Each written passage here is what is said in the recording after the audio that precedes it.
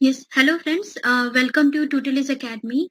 And today we are going to solve some questions on puzzles and setting arrangements, which will be useful for cell OCT and other related competitive examinations, right? तो जो questions का level है आज का, वो शुरू में कम level से start किया है मैंने और last में high level का है, ठीक है?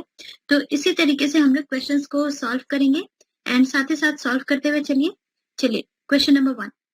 A, P, R, X, S and Z are sitting in a row. Okay. S and Z are in center. A and P are at the ends. R is sitting to the left of A. Who is the right of P? Correct? तो देखिए चलिए solve करते हैं. तो they are sitting in a row. Simple सा question है. एक row consider कीजिए.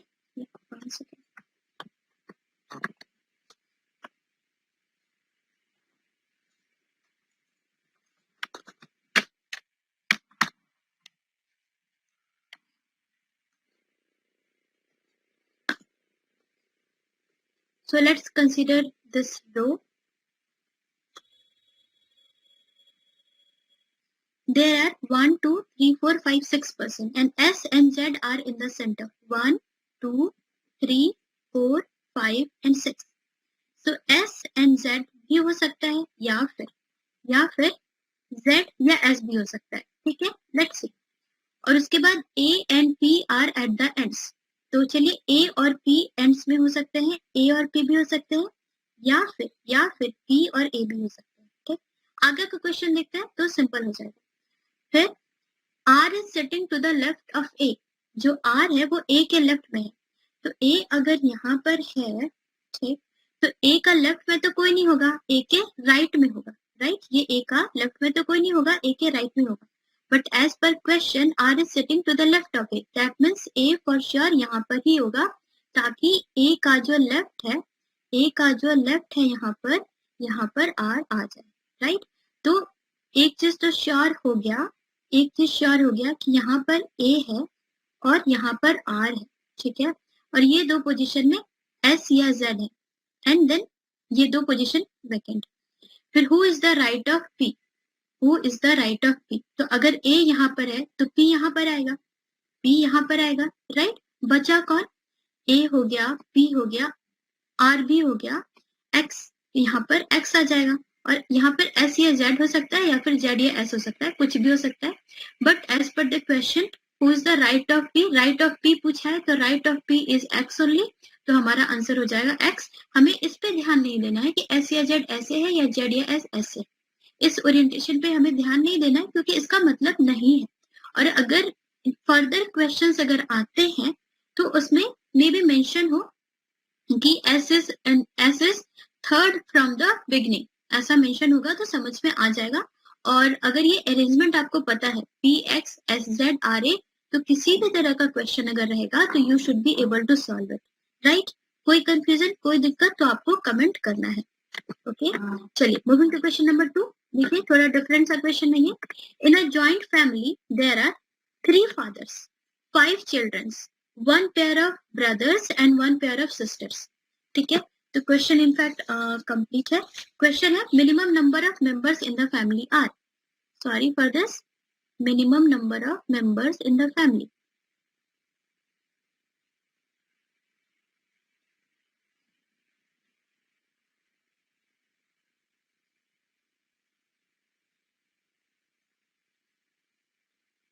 तो देयर आर 3 फादर्स. तो ऐसा कह सकते हैं हम लोग, ऐसा सपोज कर सकते हैं that A is the father, suppose, and he is having 2 sons. हो सकता है ऐसे, तो 3 फादर हो जाएगा. मिनिमम कंसिडर कर रहे हैं तो ऐसे ही कंसिडर करना पड़ेगा. अगर हम और कोई तरीका नहीं है, मिनिमम कंसिडर कर रहे हैं तो ऐसा ही करना पड़ेगा. तीनों को अगर हम ब्रदर कंसिडर करेंगे तो ये फैमिली बहुत ज्यादा बड़ी हो जाएगी. तो एक को फादर कंसिडर करते हैं, he is the father and then he is having 2 sons. Okay, and the 3 father हो गया. 5 children, तो 5 children, तो 5 children में तो these 2A are the children of this one. These 2 are the children of this one.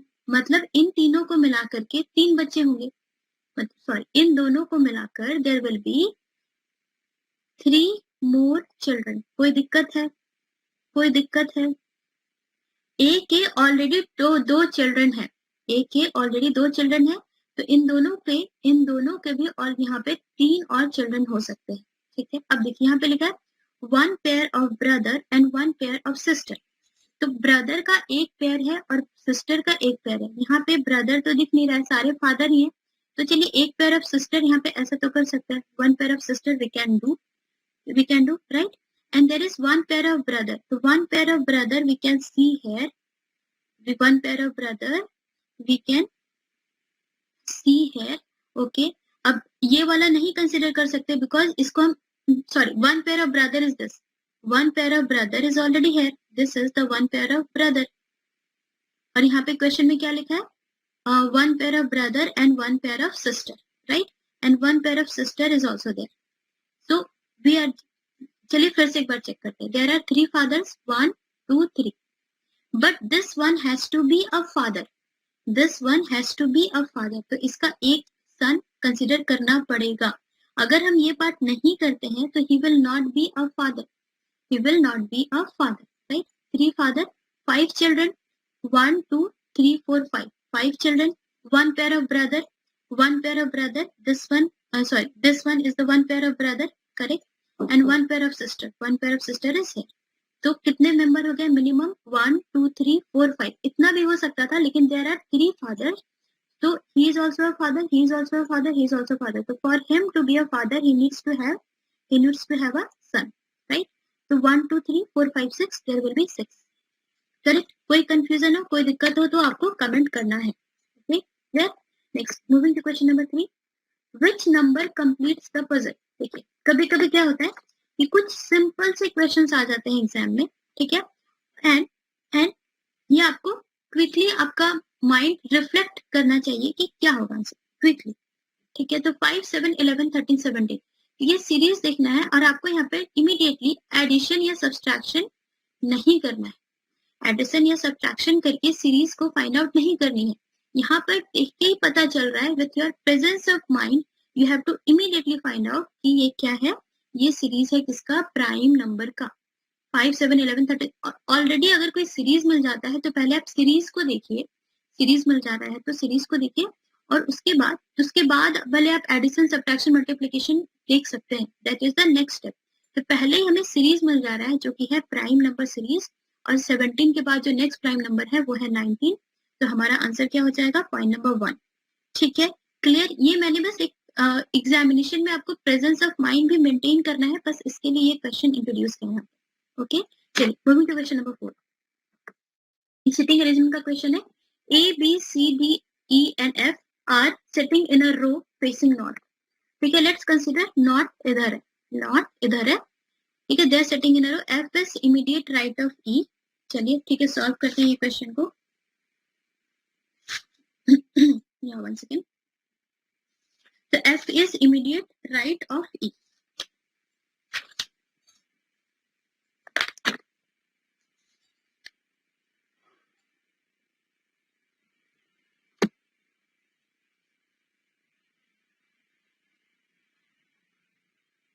We are sitting in a row facing north. This is a row, right? 1 2 3 4 5 6, 6 people are there, okay.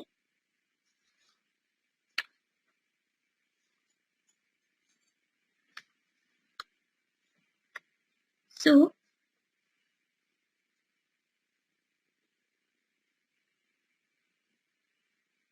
if E is there, तो E के immediate right में है, तो E के right में क्या आ जाएगा? यहाँ पर आ जाएगा। जितने भी इंफॉर्मेशन दिए हुए हैं सबको आप प्लॉट करते जाइए, सबको आप बस नोट डाउन करते जाइए सबसे पहले।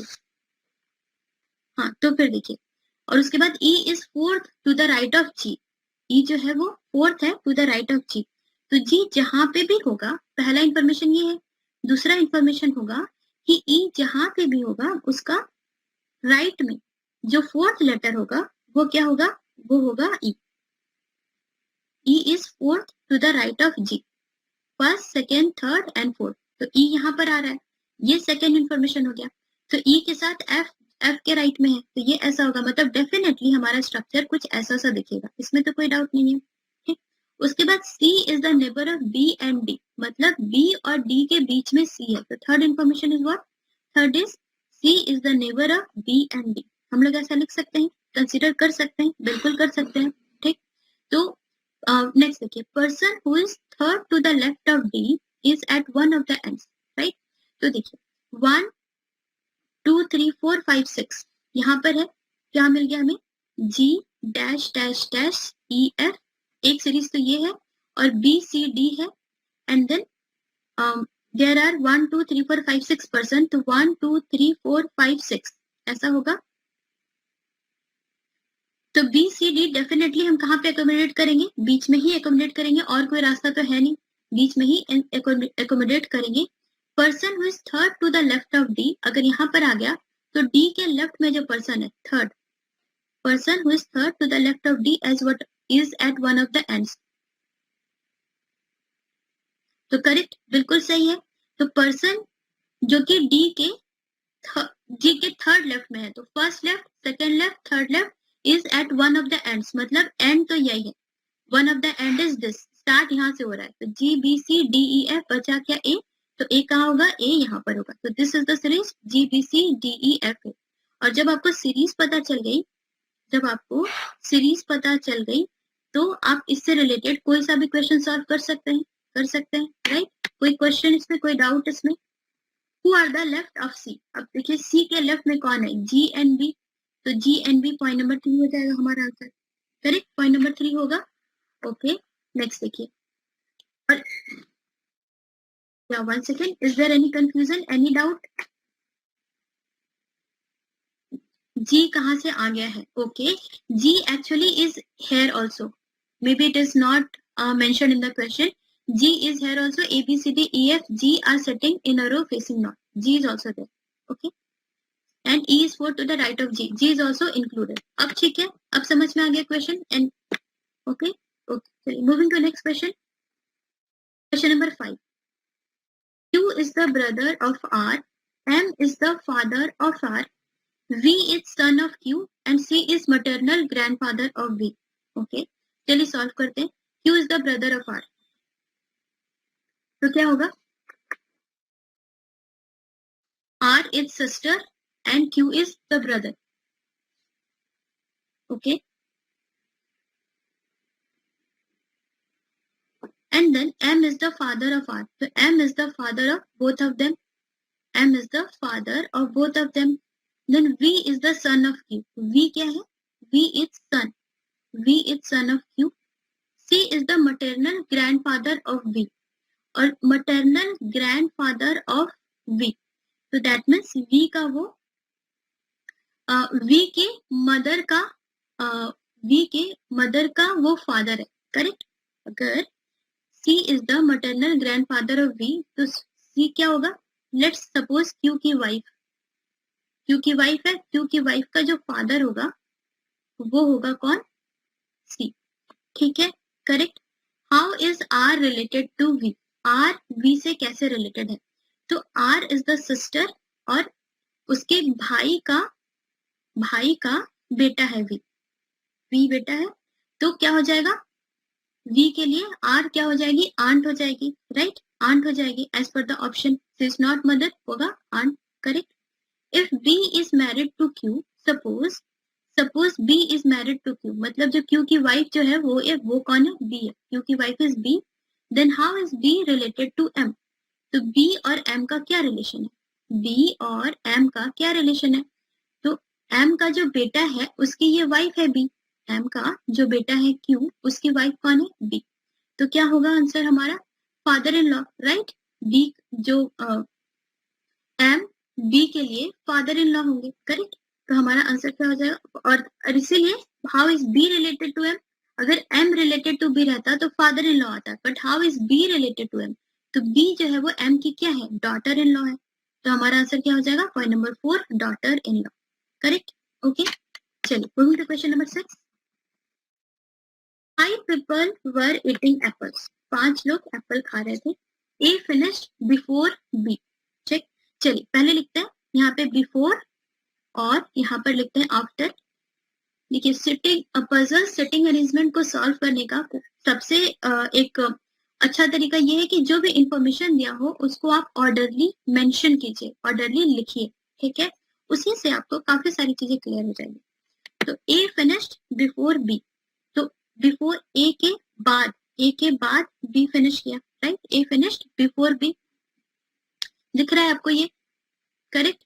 बट बिहाइंड सी, लेकिन जो सी है, सी जो है सी ए और बी, ए से पहले फिनिश कर दिया, A is behind C, right. A finished before B, वो इससे पता चल रहा है, but behind C, A is behind C, तो सी जो है वो ए से पहले ही खत्म कर दिया, राइट। फिर डी फिनिश्ड बिफोर ई, डी जो है डी फिनिश्ड बिफोर ई, करेक्ट, ओके। ये इंफॉर्मेशन है हमारे पास, बट बिहाइंड बी, लेकिन जो डी था वो बी से पीछे रह गया, डी बी से पीछे रह गया, तो डी इधर आ जाएगा और ई इधर आ जाएगा। तो what is the finishing order? Finishing order is C A B D E, point number 1 clear हो गया, कोई कंफ्यूजन, कोई डाउट? ठीक है, चलिए next, moving to question number 7।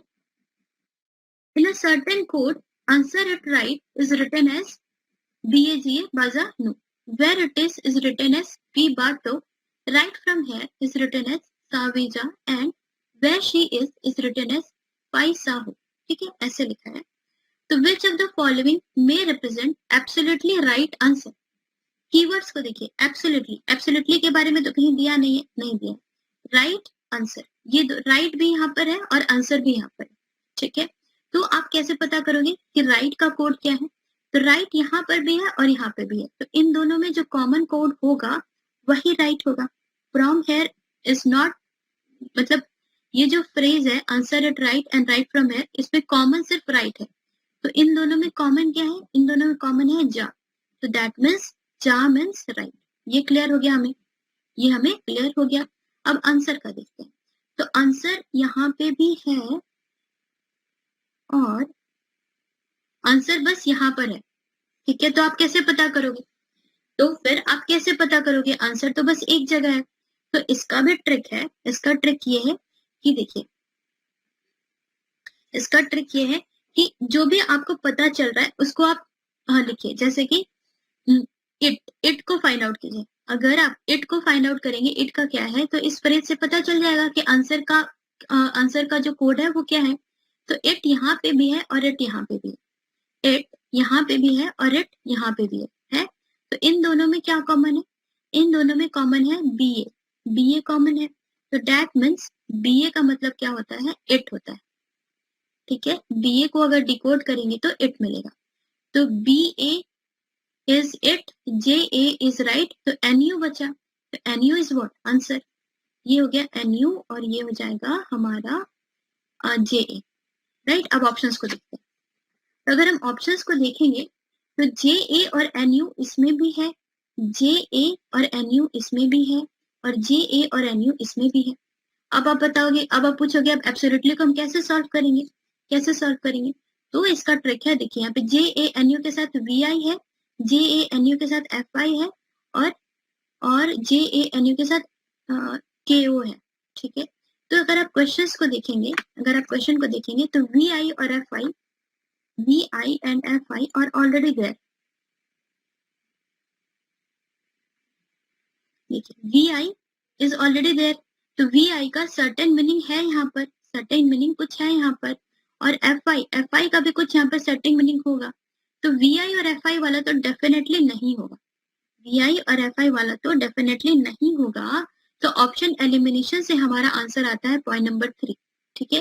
KO यहाँ पर कहीं भी नहीं मेंशन है और एब्सोल्युटली भी यहाँ पर कहीं भी नहीं मेंशन है, और हमारे पास अकेला ऐसा ऑप्शन बच रहा है, नॉन ऑफ द अबव भी नहीं दिया है, तो डेफिनेटली हमारा आंसर क्या हो जाएगा? Point number 3।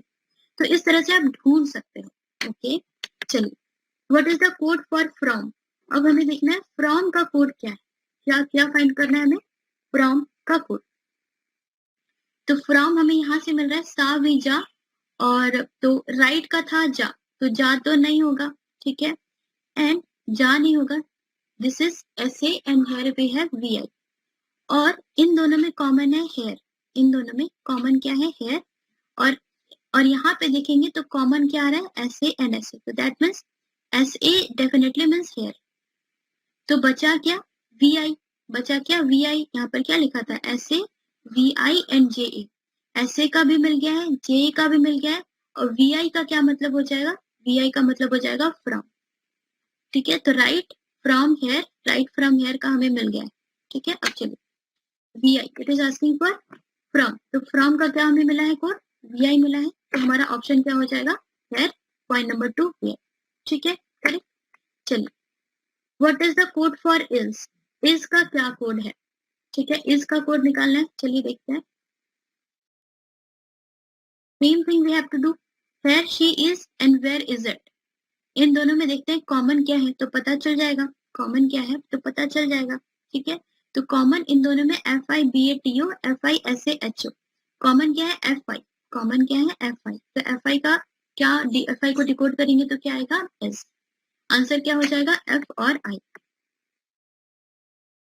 What is the code for H H E, she के लिए क्या कोड है, चलिए देखते हैं।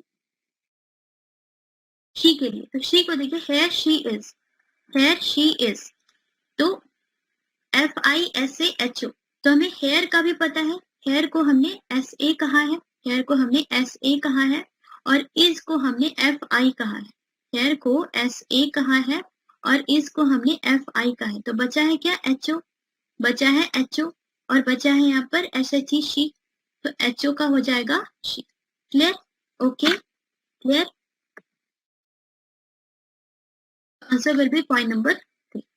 ठीक, तो what does the code S A stand for, अब कोड एस ए किसके लिए स्टैंड करता है, तो S A I think we have already find out, S A stands for here, right, तो हमारा आंसर यहाँ पर सिंपली क्या हो जाएगा, हेयर। ठीक है, ठीक है, इजी बन जाएगा। चलिए next question number 8, study the following information carefully and answer the given question, right. चलिए, A B C D E F G are sitting around a circular table facing center but not necessarily in the same order. Okay. 1, 2, 3, 4, 5, 6, 7, 8. So let's just draw it. Let's just draw it. 1, 2, 3, 4, 5, 6, 7, 8. C is an immediate neighbor of both G and A and they are facing towards center. They are facing towards center. C is immediate neighbor of G and A. तो C is immediate neighbor of G and A. तो एक situation ये हो सकती है और एक और सिचुएशन हो सकता है, इसी इंफॉर्मेशन को अगर हम कंसीडर करें तो 1, 2, 3, 4, 5, 6, 7, 8. C is immediate neighbor of G और A को आप दूसरे डायरेक्शन में लिखेंगे, G और A को आप दूसरे डायरेक्शन में लिखेंगे। When in question it is given, जब भी क्वेश्चन में दिया हो कि सर्कुलर टेबल है and they are facing the center, circular table में अगर वो लोग सेंटर को फेस कर रहे हैं तो left and right will be considered, right. यहाँ पे अगर C is immediate neighbour of G and A है तो इसका यहाँ पे दो फॉर्म बनेगा, एक C के लेफ्ट में जी और C के राइट में जी, दोनों का अलग अलग मीनिंग होगा। कैसे, आगे क्वेश्चन देखिए तो पता चलेगा। E sits second to the left of C, E sits second to the left of C, C का लेफ्ट किधर है, left is here, right is here, तो C का लेफ्ट, E sits second, तो फर्स्ट और सेकंड, तो E यहाँ पर हो जाएगा, और यहाँ पर अगर कंसिडर करेंगे तो फर्स्ट एंड सेकंड। अब देखिए इस केस में E और C के बीच में A है और इस केस में E और C के बीच में G है, तो देयर कम्स द डिफरेंस, दोनों डिफरेंट केसेस कंसीडर होंगे, तो दोनों में से कोई एक ही चूज होगा जो कि करेक्ट होगा। आगे देख हम लोग इन्फॉर्मेशन को प्लॉट करेंगे तो समझ में आएगा। 2 people sit between E and H, E और H के बीच में दो लोग बैठते हैं, तो E और H के बीच में दो लोग, तो ऐसे तो हम नहीं देख सकते क्योंकि दो लोग के बाद A आ रहा है, we have to look this way, we have to look this way, तो E और H के बीच में दो लोग बैठेंगे तो ये हो जाएगा 1 और ये हो जाएगा 2 और यहाँ पर आ जाएगा H। ठीक है, इस केस में भी this is 1, this is 2 and here we will have H, correct। B is an immediate neighbor of G, जो बी है वो जी का इमीडिएट नेबर है, मतलब जी के बगल में है, तो बी के लिए यहाँ पे जी का इमीडिएट नेबर का जगह यहाँ पे फिल है ई और सी, तो मतलब ये केस रिजेक्ट हो गया, राइट। और जी का इमीडिएट नेबर का जगह यहाँ पर खाली है, यहाँ पर खाली है, तो ये केस को हम एक्सेप्ट कर लेंगे और यहाँ पर बी को प्लॉट कर देंगे। फिर only one person sits between B और एफ, और बी और एफ के बीच में सिर्फ एक पर्सन बैठता है, तो बी और एफ, तो मतलब एफ यहाँ पर होना चाहिए, तभी तो बी और एफ के बीच में बस एक पर्सन आएगा एच, तो एफ कहाँ पर होगा, यहाँ पर होगा। बचा कौन सा, बस एक पोजीशन बचा है, ए बी सी डी बचा है ना, या डी बचा है, तो डी यहाँ पर आ जाएगा, तो हमें ये मिल गया आंसर, हमारा हमें ये आंसर मिल गया। तो बस ऐसा ही सॉल्व करना है, जो भी क्वेश्चन है उसके इंफॉर्मेशन को आपको प्लॉट करना है, जितने भी कंडीशन बन रहे हैं सारे कंडीशन को प्लॉट कीजिए, और जैसे जैसे आप एक एक करके कंडीशन सॉल्व करते जाएंगे तो ये सारी चीजें एक एक तो कुछ ना कुछ कैंसिल होता चला जाएगा और आपको उससे आपका करेक्ट आंसर मिल जाएगा। अब कोई सा भी क्वेश्चन हो इसमें you can solve it, right. जैसे कि what is the position of D with respect to H in the above arrangement, तो position of D with respect to H, देखिए ये भी इंपॉर्टेंट है, position of D with respect to H, तो ये जो डी है, ये डी के अगर आप D is sitting towards the centre, ठीक है, D is facing the centre, तो डी का लेफ्ट किधर होगा, डी का लेफ्ट इनफैक्ट इधर होगा और डी का राइट इधर होगा, तो जब ऐसे बात हो कि towards centre any person is facing, तो उसका लेफ्ट और राइट आपको कंसिडर करना है, सी का राइट इधर होगा, सी का लेफ्ट इधर होगा, राइट। उसी तरीके से तो डी का भी लेफ्ट इधर होगा और डी का राइट इधर होगा करेक्ट। तो यहाँ पर अगर हम कंसिडर करें तो एच जो है वो डी के सेकेंड लेफ्ट में है, डी के सेकेंड लेफ्ट में है, और 1 2 3 4 5 या फिर फिफ्थ राइट में है, फिफ्थ टू द राइट, तो 1 2 3 4 5 फिफ्थ टू द राइट, तो फिफ्थ टू द राइट हो जाएगा हमारा answer which is point number 3, ठीक है correct. Next, who among the following is immediate neighbor of both B and F, who among the following is immediate neighbor of B and F, B और F का immediate neighbor कौन है, H, H जो है वो दोनों का immediate neighbor है, तो हमारा आंसर हो जाएगा this point number 5 H, करेक्ट। कोई सा भी क्वेश्चन है you should be able to solve it, अगर एक बार पजल सॉल्व हो जाता है तो क्वेश्चन तो कोई सा भी सॉल्व हो जाएगा, बस इस क्वेश्चन जब आप सॉल्व करोगे तो सिली मिस्टेक नहीं करनी है। How many people sitting between A and D, A और डी के बीच में कितने लोग बैठे हैं, तो ए और डी के बीच में बस या तो आंसर 1 हो सकता है ए और डी के बीच में एक लोग बैठे हैं, या फिर 1 2 3 4 5 5 भी हो सकता है, 1 भी हो सकता है इसमें और 5 भी हो सकता है। अब ऑप्शंस में देखते हैं, ऑप्शंस में 5 नहीं है, बस 1 2 3 4 है, तो आंसर क्या हो जाएगा हमारा 1, ठीक है। तो इस तरीके से सर्कुलर सेटिंग अरेंजमेंट वाली क्वेश्चंस आपको सॉल्व करनी है, राइट। चलिए moving to question number 9, directions. These questions are based on following information. Read the comprehension carefully to answer the given questions. ठीक है, चलिए पढ़ते हैं। 8 persons A, B, C, D, E, F, G and H are working in a company and have different salary. सबकी salary जो है वो अलग अलग है, but not necessarily in the same order. No two person salary is same. Correct? ठीक है, अब देखिए B salary is 4th lowest but greater than that of D. अब आप क्या करोगे, जस्ट हम लोग प्लॉट करते हैं, 8 लोग हैं, 1 2 3 4 5 6 7 8, ठीक है, और यहाँ पे चलिए जो पहला पर्सन होगा उसकी सैलरी सबसे ज्यादा होगी और जो लास्ट पर्सन होगा उसकी सैलरी सबसे कम होगी। हम लोग चलिए इस तरीके से प्लॉट करते हैं, आप ऑर्डर डिसाइड कीजिए and start plotting. Beach salary is 4th lowest, तो 4th लोवेस्ट है तो यहाँ से आप नहीं लिखोगे, इनफैक्ट अगर लोवेस्ट कंसिडर कर रहे हैं तो this is the first lowest, this is second lowest, this is third lowest and this is 4th lowest. तो यहाँ पर आप डी को प्लॉट करोगे 5th पोजीशन में, यहाँ पे अगर गलती कर दी शुरू में तो फिर क्वेश्चन नहीं बनेगा, ठीक। B is the 4th lowest but greater than that of D, लेकिन बी की सैलरी जो है वो डी से ज्यादा है, तो पॉसिबिलिटी क्या क्या है, पॉसिबिलिटी ये है कि डी यहाँ पर हो सकता है, डी यहाँ पर हो सकता है और डी यहाँ पर हो सकता है पॉसिबिलिटी को भी हमने प्लॉट कर दिया, ठीक। अब देखिए, salary of E is second highest in the company. अब हमें ये श्योर पता है कि ई या पक्का सेकेंड के पोजीशन पे ही ई होगा, ठीक। तो salary of F is greater than H but not highest in company.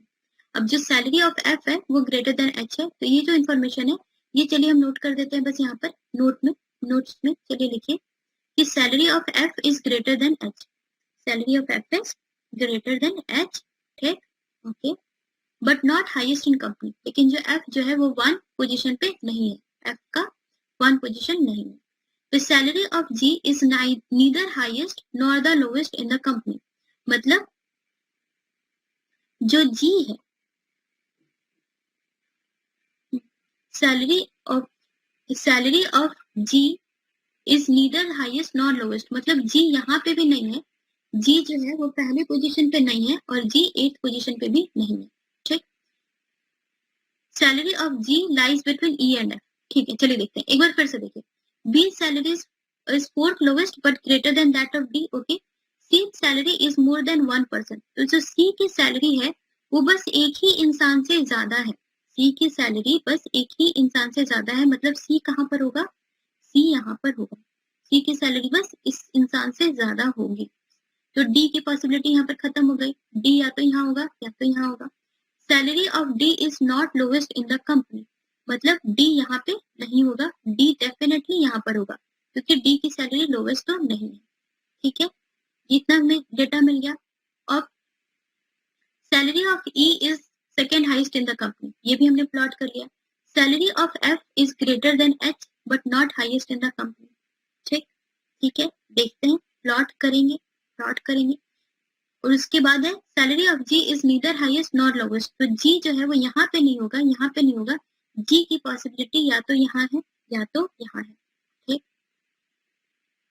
Salary of G lies between E and F, तो देखिए salary of G lies between E and F, तो ई और F के बीच में ही जी होगा, तो इसीलिए एफ यहाँ पर होगा और जी यहाँ पर होगा, right. And salary of F is greater than H, पता चल रहा है पक्का, तो एच जो है वो यहाँ पर ही होगा क्योंकि एफ की सैलरी एच से ज्यादा है, तो एच की कम ही है, तो कम का जगह तो बस यहाँ पर ही है, कम की जगह तो बस यहाँ पर ही है, बचा क्या, बचा ए को हम यहाँ पे प्लॉट कर देंगे।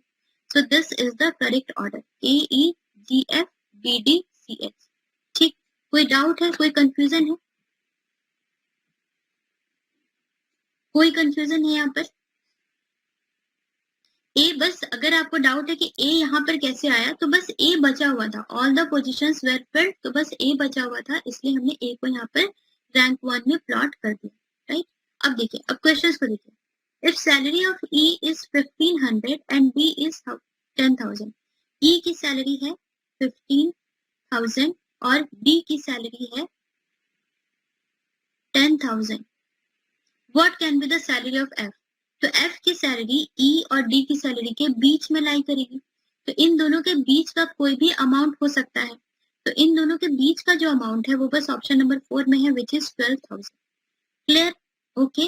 अब देखिए, if salary of A is 50,000, if salary of A is 50,000 and salary of B is 35,000 and salary of B is 35,000, what can be salary of D, तो सैलरी ऑफ डी जो भी होगी ये 35,000 से कम होगी, 35,000 से कम होगी। अब ऑप्शंस में देखिए, तो ऑप्शन में देखते हैं तो 35,000 से कम बस एक ही ऑप्शन है, पॉइंट नंबर 1, तो हमें अपना आंसर मिल जाएगा, ठीक है, कोई दिक्कत।